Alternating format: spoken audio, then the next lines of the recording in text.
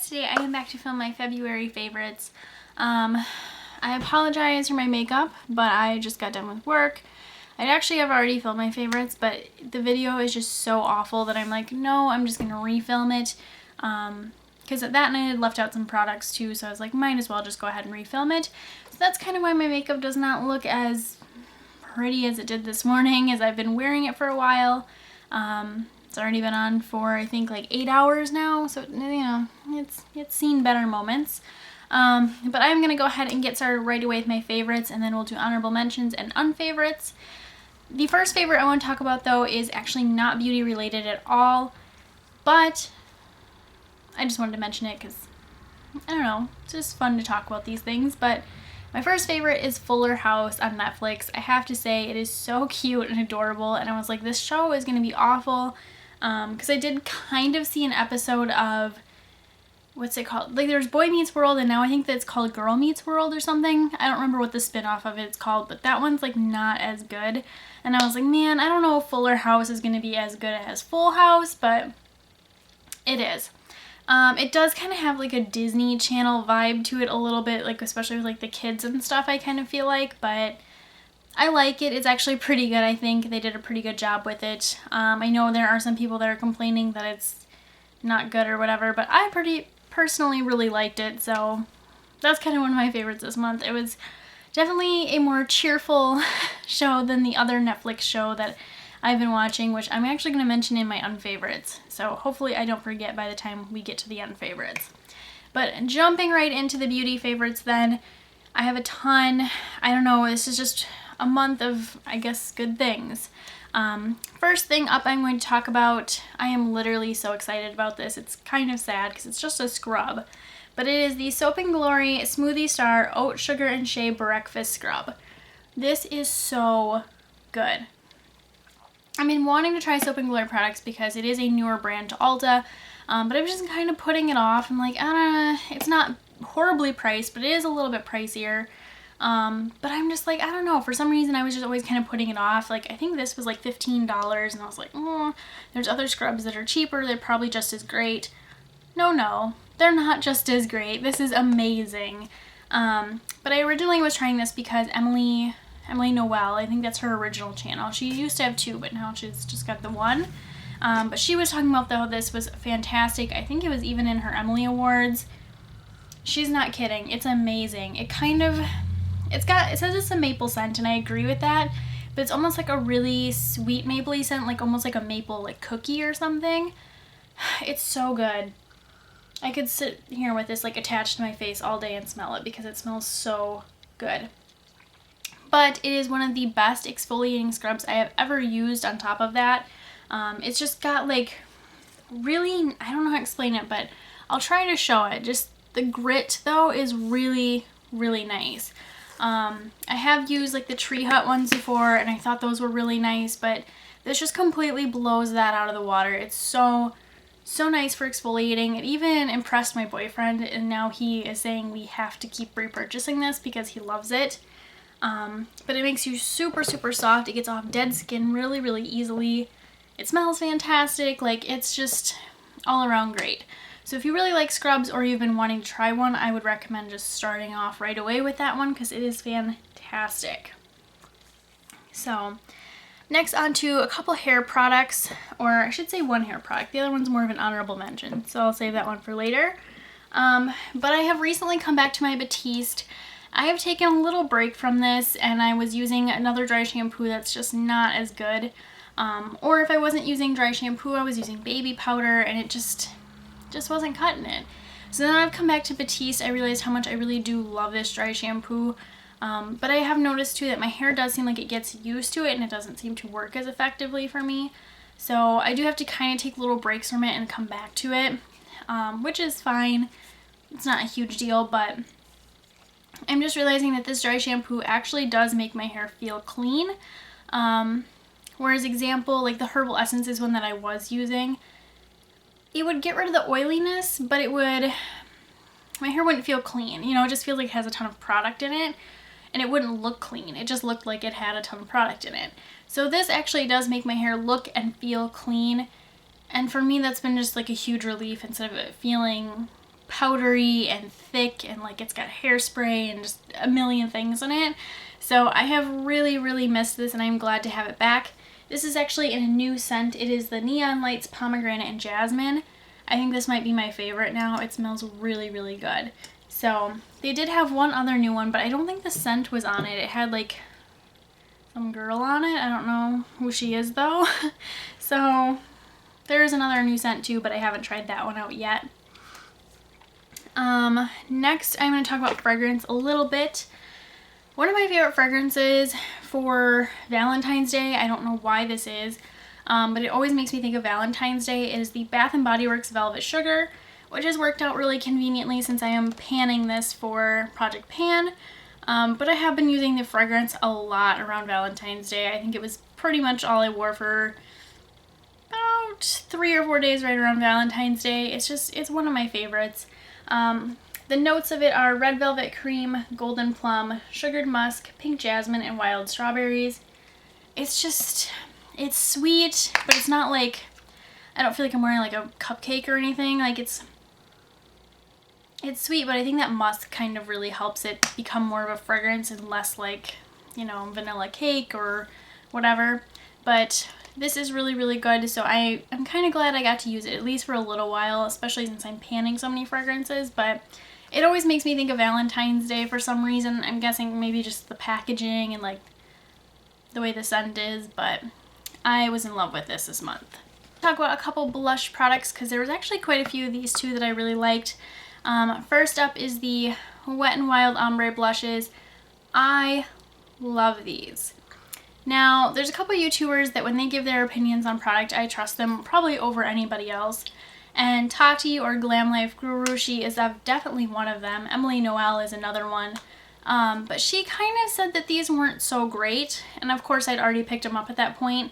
But one thing she did kind of say is that if you're really fair, she's like, they probably work really well for you. I'm really fair. So of course, I love them. They're fantastic. They work really well for me. So if you're really fair, there may be something I would check out. I do kind of see what she means by if you have a little bit darker skin, they're probably not going to be very pigmented because they are pretty light. I would say this darkest one here is this Mai Tai Buy You a Drink. Otherwise, I do have Purple Haze, which this one here is this one's really light. This one I do have a little bit of trouble even getting to show up on my skin. And then the other one is the Princess Daiquiris, which is my favorite. This one just is like my all-time favorite blush. So these I really like. I think the formula is really great. I have been kind of wanting to try out their original blushes now that they've reformulated them and just kind of see what I think of them. But the packaging to me is just so bulky. And I know it's because it's got that little slot for the brush, but I kind of wish it just came in like this packaging because I feel like this is pretty more, I don't know, more reasonable, easier to store. I like it better. So those were some fantastic blushes. The other ones I wanted to mention were my Milani Rose blushes. And I haven't used these a ton. I have been using Romantic Rose a lot more, like my cooler toned looks, because a lot of the blushes I'm panning were really warm and those ones were kind of more warm. So I have been using this one a lot more with like any more cool toned looks that I've been doing. So it has been wonderful for that. But the other one I want to mention is actually a newer one that I picked up. This is in Blossom Time Rose, and this is like, I've never owned NARS Orgasm, but this is kind of what I picture it would be like. It is a beautiful like pinky peach color with gold shimmer in it. It's so beautiful and it's super soft. Like I don't even think my other ones were this soft. There it is there. It's beautiful though, so I'm really happy I did pick this one up. I kind of tried to swatch it on my hand, but it didn't come out too well just because I do have some other things swatched on my hand, but these are wonderful. I've been missing them, plus they're just gorgeous to look at, so I'm kind of glad I did pull these back out. A highlighter that I super underestimated this month and really loved is the Makeup Revolution Baked Highlighter, and this is in the one Radiant Lights. I do have the Golden Lights one, but I haven't used that one as much. I've been actually using this one a lot more. So it doesn't really look like much, and I feel like even when I swatch it, it doesn't really, you know, look like much. but it's really, really pretty on. I don't know. I'm going to try to apply a little bit now just because I have some on my finger, and why not? I don't think you can see it. But anyways, it is just this really pretty, natural, glowy highlight. So what I actually like to do is use this when I have like no makeup on and apply this, and it can look really intense. Like you could build it up, or with whatever products you use, it could kind of be a little bit more intense. But for the most part, it's pretty subtle, and I actually really like it that it's more subtle. So this kind of, I was like, this isn't gonna work out for me, I'm not gonna like it, but I ended up falling completely in love with this. So that was a definite favorite this month. So when we were in LA, I had packed a couple different foundations. I remember I wore my Kat Von D one out there. I had brought my Revlon Colorstay. Those ones are the only ones that are coming to mind. But the only other one I brought was the Body Shop Tea Tree Flawless BB Cream. And I have to say, out of everything I brought, this held up the best out there. So I am kind of eating my words about this not being a great BB cream, which I said last month, I think. But that was more just issues with it applying. If I apply it with a wet beauty sponge, though, I don't seem to have any problems with it. So it has definitely gotten better and a little easier to use if you apply it that way. But I was really impressed that this was one of the only products that actually did hold up almost all day in LA for me. So I had to kind of give this a quick little shout out. A couple of skincare items I wanted to mention. I'm not gonna lie, I have purchased so much skincare stuff lately. I don't know what it is, but it's been like lipsticks and skincare, like the two things that I just want to purchase, like a million different kinds. But two little skincare favorites I have, and these I didn't actually even purchase. They were just little mini samples that I'd gotten from work a long time ago and never really used. But these are the Algenist products. This is the anti-aging moisturizer, and this is the complete eye renewal balm. So face moisturizer and eye cream.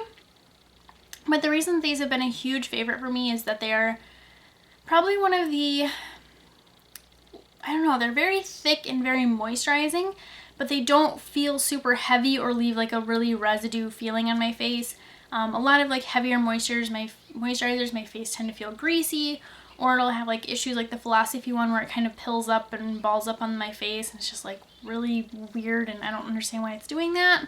But these do not do that, but they are still super, super moisturizing, and I love them enough that I'm actually kind of considering repurchasing them, which I feel like does say a lot since I have so much skincare stuff right now. It would take me a while before I could actually repurchase these, but I am really enjoying these. The Complete Eye Renewal Balm, I want to say almost has like a 5-star rating on Sephora and Ulta's website, I think. I've heard so many good things about it, but it is a very nice, like thick eye cream, and I have to say, it is probably one of my favorite eye creams that I've used, because I feel like eye creams, especially, at least to me, they do feel kind of more watery than moisturizers, and this is not like that. It is, like it says, it's a balm. It is very thick and luxurious feeling and just amazing. So I am in love with those. Couple lip products I want to talk about this month. Two of them are Colourpop. They're ultra matte liquid lipsticks. I've talked about before how I had Beeper and Trap, and they were just too brown for me. I'll wear them in a video sometimes so you guys can kind of see what I'm talking about, but I did purchase a couple other colors around the holidays of these, but I decided to pick up a couple more. In particular, this one was Bumble. I knew I'd been wanting this one, and then this is Lumiere 2. This is like the whole reason I placed the order. But I have to say, these are fantastic. Formula-wise, they're the same. They're, you know, they're okay. They're kind of, in my opinion, I don't want to say they're hit or miss, but they're not, like, they're definitely not the best liquid lipstick out there, but I think for the price, they're one of the better ones. So I'm really glad I picked these up, because these are two colors I have been loving. And I know Lumiere too, I have gotten so many questions on, what are you wearing? That color's beautiful. I love it. I love it too. So there is Lumiere and there is Bumble. Bumble I have on in my empties video, and it's just stunning in my opinion. So that is what those two look like, but I've really enjoyed them. I've worn them multiple times. Even though I usually only wear one lip product, like I'll pick out lip products and I'll usually only wear it one time. There are some that I always end up wearing more than once, and those two I worn way more than once. So the products I've been into this month have been kind of more like balm, crayon little things. So this first one is the Rimmel Color Rush in Make Me Blush, I think. Yes. So this is just a pretty like kind of cool toned pink, but I have just noticed I've been a little more into these. And I think it's because after a while of wearing matte lipsticks, I need to like switch it up and wear something that is more moisturizing. So this one here is the Rimmel Make Me Blush. Otherwise, I do have all these little Tarte Lip Surgences too, which I got not last year for Christmas, but I think the year before. So I've been kind of panning them because I'm worried about them getting old. And yeah, they're really not supposed to be lasting a whole lot longer, it looks like. So I do need to get a move on these. But this first one here, this is Eternal. This is like a really pretty kind of, I don't know, it's kind of a coral color, corally nude color. It's really, really pretty. And then these are the two that I actually have on today. This one is Alluring, which is kind of more of a nude. So there's that. And then the other one is Dainty. And this is like a really bright pink. I did have this on earlier, but I kind of put Alluring over top of it just to kind of make it a little bit more subtle. But this Dainty color is going to be beautiful for the spring and summer. So I think that these are going to go pretty quick just because I have been really liking them when I don't feel like wearing a matte lipstick. They're pretty moisturizing. They have like a nice minty kind of scent and feeling to them. And they're just really pretty colors. So I think those aren't going to last too much longer, but I have been really, really enjoying those. On to a couple eyeshadow palettes really quick. The first one is the Tartelette in Bloom, well, Tartelette 2 in Bloom palette. I did take this to LA and I really did like using it out there. I'm not going to lie, I haven't used this one a lot, I guess, really, this last month because I have been using the Too Faced Chocolate Bonbon palette, but I have been selling this and recommending this a lot at work. It's just a wonderful palette. I think that this, to me, is probably one of my go-to like nude eyeshadow palettes just because it has everything I could really want in it. It's got kind of some more blushy colors, some great transition colors. The shimmer colors are exactly what I would want. Like a light gold champagne color, kind of a taupier color, a pretty bronze color. So this has just been all-time favorite eyeshadow palette for me. The other palette I've already mentioned, it is the Too Faced Chocolate Bonbon palette. I purchased this really close to the beginning of the month and I don't think I have like quit using it pretty much since. And normally it's not like that for me. Normally it's like, you know, I use a new palette for a couple weeks and then I'm like, okay, let's, you know, start using some other palettes with it or, you know, take a break from it or whatever. But I have used this pretty much the entire month of February. It is just such a great eyeshadow palette. I took it to LA with me. I carried it on the plane with me because I was afraid it was going to break. Same thing with the Tartelette too, though. I did bring that one on the plane too. But I don't know. This is just such a more versatile palette than I think I even realized. I can do everything from almost a no makeup look with this palette to something very dramatic with like the pinks, or even, you know, Earl Grey could do something a little more dramatic. There's some dark smoky browns and stuff. I've just really loved this palette. Like I said, I've used almost the entire month.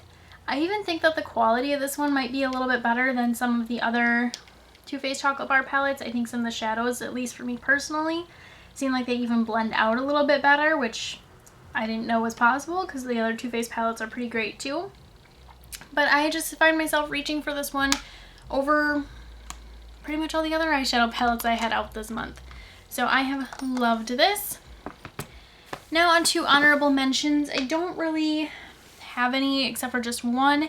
The only reason I'm saying it's an honorable mention is because I've only used it twice and I don't want to say it's a favorite when I don't feel like I've used it quite enough yet. But it is the Paul Mitchell Flexible Style Spray Wax. So when I got my hair cut, I had my stylist kind of do beachy waves on it because she's really, really great at that. And she was kind of like, you know, what products do you use when you curl your hair and that kind of thing? And we were talking and I was like, oh, you know, sea salt spray, hairspray, like nothing super special. And she's like, you need spray wax. She's like, you need to try it. She's like, you will love it. She's not wrong. I do love it. I've only used it twice, but I'm pretty sure I'm in love with this product. It's like, it says on the bottom here, flexible texture. I really like this so far. I've used it the last couple times I've curled my hair, and it's exactly that. It gives it like some texture, a little bit of hold. It's really nice. So I have really liked this. I'm excited to keep trying it out and see, you know, if it's something I feel like I'm going to consistently need in my hair routine now, or what I'm going to think of it. I do kind of want to try it when my hair's a little bit straight too, and just see if I can kind of get more of a bedhead, piecier look with it too. So I'm excited to keep trying this out.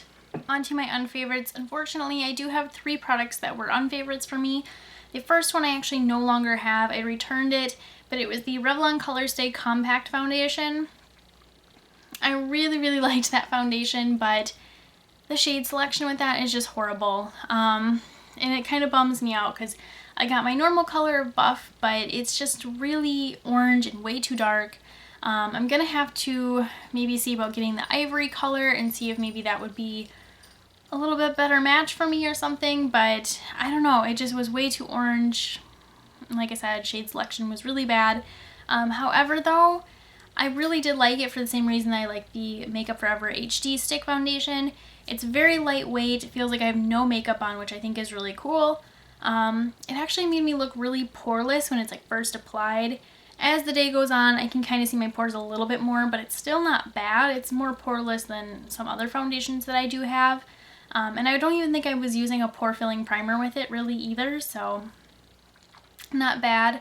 And it held up really nicely throughout the day, which I feel like the whole Colorstay line for the most part does hold up really well throughout the day. So I may have to pick it up in the ivory shade and see if that's a little bit better, but a little bummed out that I picked up my normal shade of buff and it just didn't work.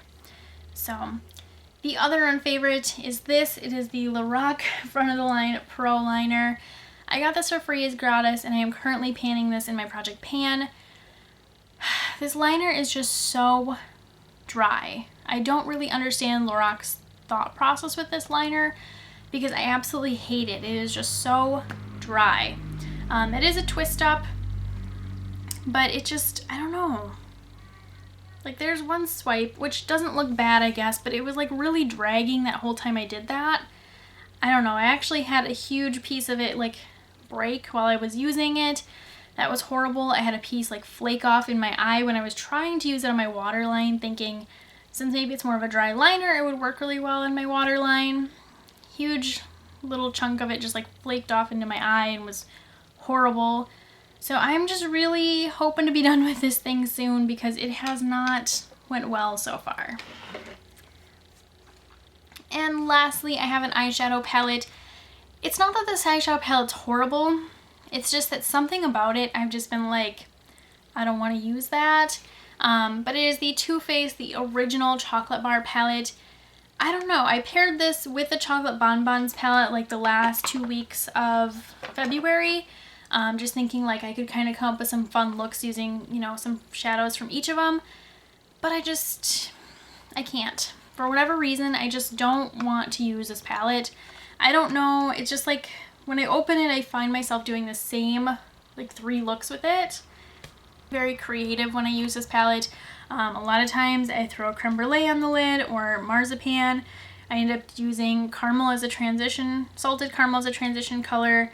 And then I'll use like semi-sweet or milk chocolate to darken it up a little bit. And it's like, that's like the same 2 looks that I've been doing. Or, you know, I would do like hazelnut or hot chocolate on the lid. It's like, it's the same thing, but just different lid colors. And I'm not really using anything else in the palette, I feel like. So, I don't know. This just last month for me has not, it's just not been a favorite. So, I don't know. I might have to wait and just come back to this at another time because I just feel like right now, it's just not cutting it for me. So for my last unfavorite, I did say I would talk about another show on Netflix that we've been watching, and it was an unfavorite for me and kind of why. So my boyfriend started watching Dexter, and you know, we share a TV in our room, so like whatever he's watching I'm kind of stuck watching, or vice versa. He's had to watch Pretty Little Liars quite a time or two, and Friends. But he picked Dexter to watch once he finished whatever the last show he was watching on Netflix. And I just remember I was like, I don't know if I like this show or not. Like, I just didn't really know how to feel about it. Because I'm like, yeah, the guy's a serial killer. Like, I get that he's killing you know, the monsters or the bad people of the world, you know, but I was like, I just have really mixed feelings about this. And then, you know, as the seasons went on, you kind of grow to like Dexter, and, you know, still don't really like the fact that he's a killer, but like, you know, you still kind of like get to like him more as a little bit more of a person, I guess, that kind of thing. He ends up having a wife and children, and it's just like everything is going great. And at the part that we're at, his wife was actually murdered by another serial killer, and it's just like, it was like really emotionally hard, which is sad. But I think it was just kind of hard with the way the episode is, like it was kind of traumatizing a little bit. So he still hasn't got to that episode yet, so it sucks because I feel like I've had this like huge secret that I've been trying to keep from him and like not tell him and spoil it for him, but it was so traumatizing. And I told him that when he gets to that episode, I'm not watching it with him. And I'm not watching the couple episodes after with like the funeral and stuff because it's just too sad. So that was kind of an unfavorite because I'm like, why did they have to kill his wife when things were just going so well? Like, it just makes me, it makes me frustrated. It's like not the happy ending that you wanted, you know? So I'm going to keep watching it and hope that it gets better, but I'm not going to lie, I really miss his wife Rita because she was such a sweetie. So anyways, that is it for my favorites, unfavorites, and honorable mentions.